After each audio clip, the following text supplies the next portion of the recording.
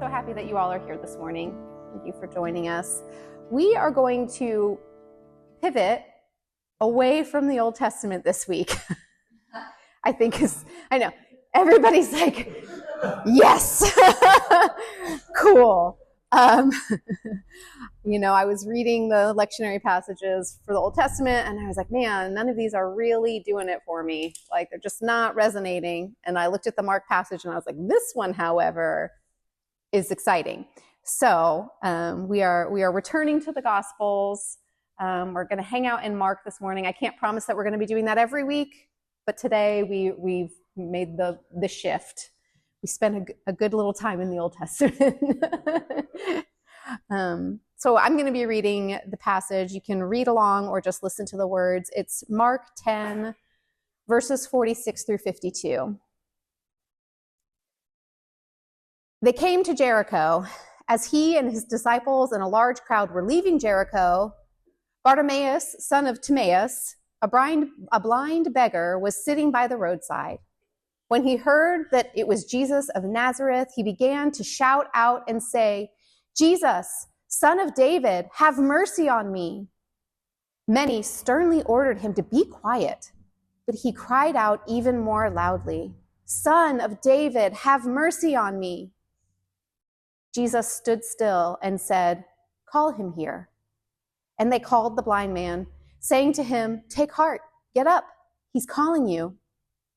So throwing off his cloak, he sprang up and came to Jesus. And Jesus said to him, "What do you want me to do for you?" The blind man said to him, "My teacher, let me see again." Jesus said to him, "Go, your faith has made you well." Immediately he regained his sight and followed him on the way. The word of the Lord this morning. So, to better understand what's going on in this text, I feel like we need to get a broader sense of some things. So there are a few things that I just want to highlight.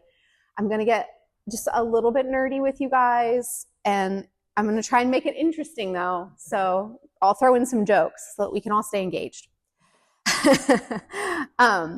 The first thing to note is that the Gospel of Mark is really concerned with being on the move. Everything is immediate. It's fast-paced. They were there, they were going, then they came, then they stood, and then immediately go, go, go. It's on the move, moving towards the climax of the story, Jesus at the cross. And there's always this sort of like chasing after something, going forward, chasing the momentum. And I'm convinced that that's why most pastors love this gospel, right? He is quick and efficient. He squishes a lot of narrative into 16 chapters. But it's on the go. They came to Jericho and they were leaving Jericho. Immediately he got up. Immediately he regained his sight. Very aggressively moving forward. But because of that, a lot has happened before we even get to this passage, because Mark is fast moving. We have a lot going on. And the second thing that I think is really important to highlight about this text as we move forward is that this section ends an entire larger section where the author of Mark is focusing on discipleship and what it means to be a disciple of God. And if we don't know that broad context, both that Mark is fast-paced and fast-moving, and a lot happened before this, leading up to this, that leads to this specific story, and if we don't know that what Mark is doing here is focusing on discipleship, this passage could take us in all different directions. And I'm not saying that those other directions aren't good or valuable or whatever, but I think we miss something if we focus on something other than discipleship, which is what Mark's doing here. So, because we could talk about healings, right? We could talk about what Jesus has to say about healings. We could talk about faith. And what does faith mean? We could talk about the relationship between faith and healing. We could ask questions about if Bartimaeus was blind from birth, if he became blind somewhere along the way, whose fault was it that he was blind? All of these are things that we could discuss about this passage. But I think when we consider where this passage is placed, what Mark is trying to do, we miss out on what's actually going on, which is a discussion about what it means to be a good disciple. And here I need to pause, because I think we need to unpack what the word disciple might mean, because I am fairly certain that each of us in our room have a vision, idea of what constitutes a good disciple. So I wasn't going to do this, but just like a 2 or 3 one-sentence description, if you feel so inclined, when I ask the question, what do you think of when you think of a good disciple? What is it? What do you think of? 1, 2 word, one sentence. Small group leader. Small group. Are you looking for something good? No. What else? Small group leader. Love it. What else? A good disciple. Not quick to anger. A good one.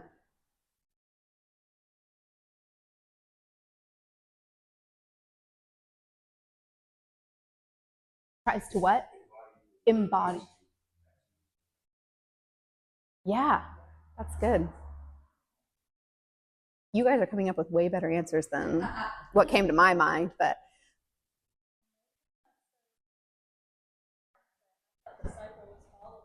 yeah. Yeah. In the most simplistic of terms, for sure. Yeah. What else? Anything else that comes to your mind that hasn't already been said? Chris is thinking. See, like, can I say it in one sentence?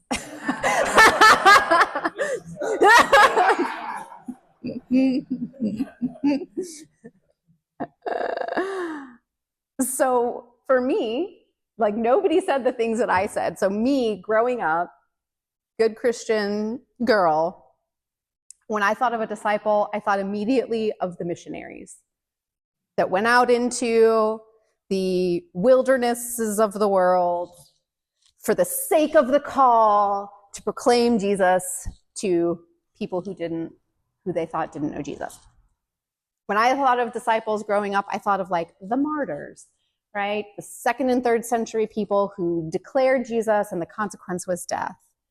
Or I think more currently about when I was a junior in high school and the Colombel shooting had happened, and there was that one girl who, when the shooter came up to her and asked her if she believed, if she was a Christian, and she said yes, and he killed her, like, so a more modern day martyr. And I remember thinking, I would have said no. Does that make me a bad disciple then? If there was a gun to my head and someone asked me that question? And I also knew that I didn't want to be a missionary. I did not want to give up my nice bathroom and cushy bed and go and proclaim Jesus to people in the wilderness. So thinking about it in those extremes, again, this is me in my like formative teenage years. I don't want to be a missionary or a martyr. So how can I be a good disciple in the context that I'm choosing to live in? And so in my mind, it was, oh, I'm going to read my Bible every day. I'm going to be the Christian who prays without ceasing, whatever that means. I'm going to be the one who stays on the straight and narrow path and deny all earthly pleasures and also tell my coworkers about Jesus. And that is what is a good disciple, because I'm definitely not going to go out and be a missionary or a martyr. That's too much. The cost is too high. But it sounds like you guys have a better understanding of disciples, so great. But I would like to frame it, you all said it in like lots of different ways, but I want to kind of like point it in a certain direction, because as I have grown, as I have matured, as I have learned, as I have experienced more of life, I think of discipleship in like much deeper and more meaningful ways. And I want to unpack this just really quickly because I think it's important for how we're going to move forward. But this is how I think about discipleship now. Jesus came into this world as a human. Jesus then walked on this earth and embodied what true humanity looks like for everyone to see. Jesus' life, Jesus' way of being was showing us how to be full, whole humans. So when he asks his disciples, when he asks the people around him to follow follow his way, follow the path of Jesus. He's asking them to follow the way of being whole humans. So to be a disciple of Jesus is to follow his way and is to walk in our full humanity. So God created us in very goodness. And the path of discipleship is learning to embody that wholeness.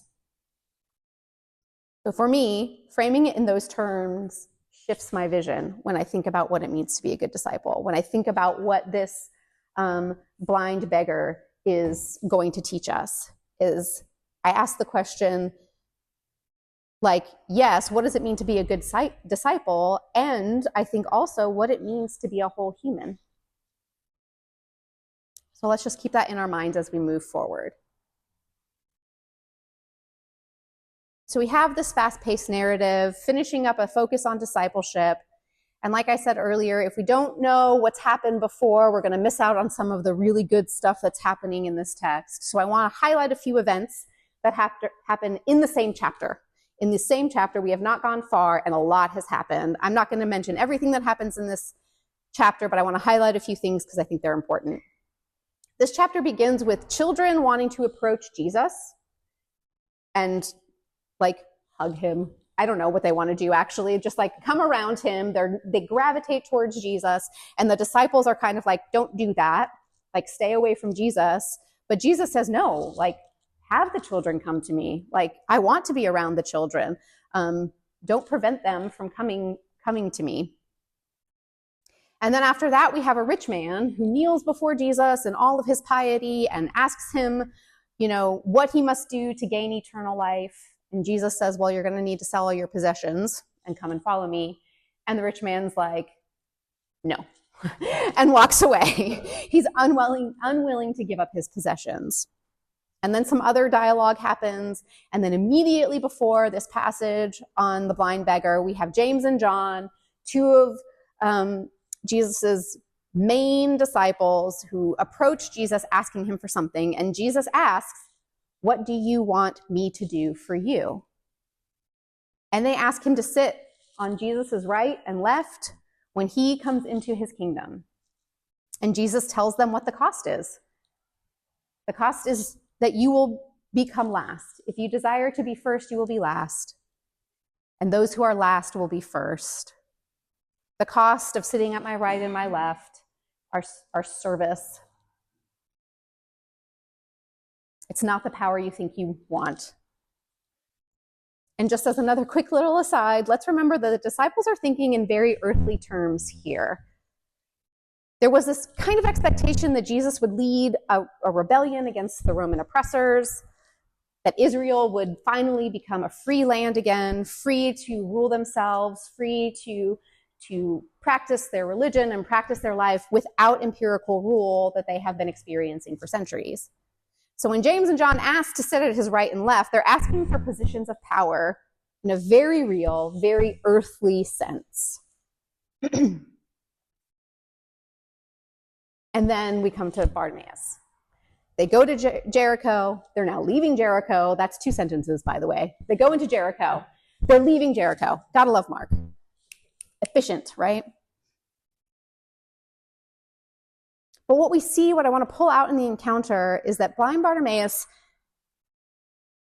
like the children, yells out, cries out to want to approach Jesus. And in the same way that the disciples prevented the children from approaching Jesus, they're telling Bartimaeus to be quiet. Stop being disruptive. The disciples seem really concerned with some kind of order and a correct way of doing things.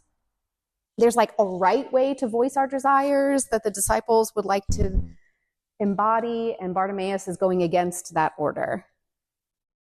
He's straight up yelling his desires. And by doing so, he's highlighting an injustice from his position on the outside. Then when Jesus does call Bartimaeus, Bartimaeus throws off his cloak. This is likely his only possession of any kind of value, and rushes to meet Jesus, in contrast to the rich man who refuses to give up his plentiful possessions.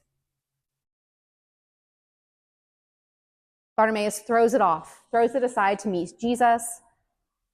And it's almost as if he wants to make sure there's nothing that will hinder this encounter, that he knows that there might be something in the way. And then when Bartimaeus approaches Jesus, Jesus asks him the exact same thing he asks James and John. What do you want me to do for you?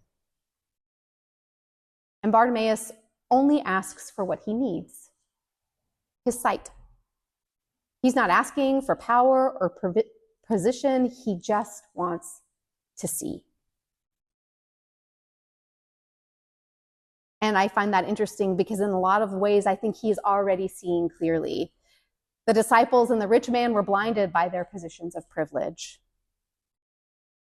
They could not see what the beggar saw so clearly from his position from the outside and from the bottom. I would argue that it was in fact because of his position on the outside that gave him a clear vision of what discipleship actually is. So that when he regained his sight, he was immediately able to follow Jesus. One scholar said it really well as I was reading through a couple of commentaries this week. He said, after a whole series of episodes in which the 12 do not get it, here is someone who gets everything right. And who is this perfect disciple? A blind beggar sitting out by the roadside, yelling his head off for Jesus. I love that description.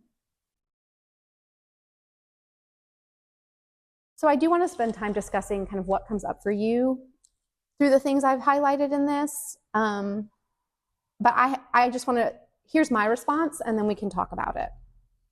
When I read this text,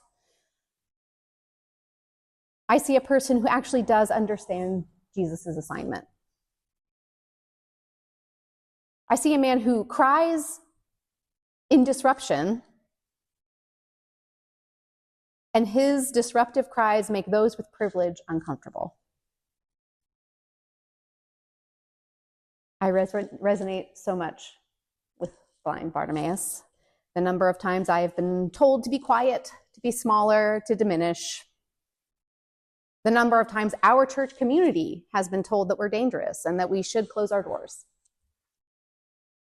And yet, I will continue to yell my head off for Jesus. I will not stop proclaiming Jesus, even more so now when the Jesus that is being represented in our nation is a Jesus I would not follow. So yeah, I will continue to yell my head off for Jesus. The Jesus who came not to hold power over, but to serve, to care for the least. That's the Jesus that I will not stop yelling my head off for. Here's this blind beggar whose immediate response to being called is to take off the things that might encumber him. Now, when I think about this now, I'm not talking only about physical possessions here, though that might be something that we need to evaluate. But more importantly, I'm thinking about the things that have blocked me from living into my full humanity. Because I know that there's stuff, and this blind beggar had enough self-awareness to know that there's stuff that needs to be released. What's the baggage that I'm carrying? What's the pain that I'm holding on to? What are the lies that I have believed? What are the ways that I have allied myself with power that are blocking me from living into my full humanity? What's hindering me?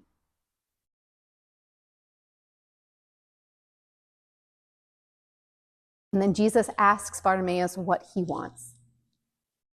Not power, not position, not privilege, just what he needs. Sight. He wants to see more clearly the example of Jesus before him.